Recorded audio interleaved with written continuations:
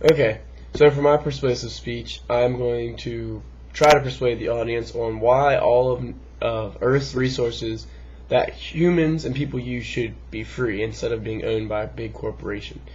When you're put on the Earth, you're not put on the Earth with anything. So, therefore,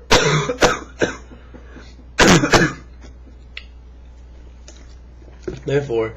you have to live off the land. But it's kind of hard for a normal person like you or me to live off the land when multimillionaires own the oil fields, own the iron cores,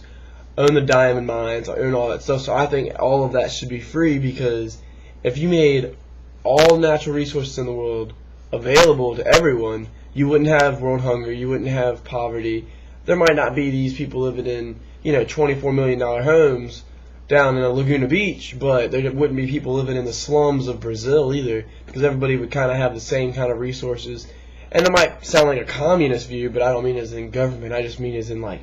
what people should be able to do with the goods and resources that are on the earth, instead of having to try to fight to stay alive, fight to give their kids food, fight for all that stuff, when really if you just made everything more easily accessible for people, then it'd be a whole lot easier for their life. It's like a good example would be like medicine. Pretty much everything that's made, or everything that's made up that makes medicine, I guess you could say, everything that makes medicine, that sounds a little bit better, comes from plants, comes from animals, comes from, water and little small chemicals.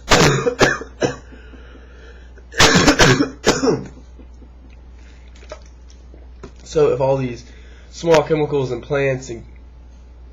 animals and stuff like that were able to be given to the public, and the public was perhaps taught how to mix them together to make these small remedies to help them stay healthy, then that could help with healthcare instead of just having to give away healthcare for free forever. I think that if people just stop being selfish and stop trying to make a profit off of every little thing, then perhaps the world would be an easier place to live in, and people wouldn't have so much poverty and stuff like that in the world.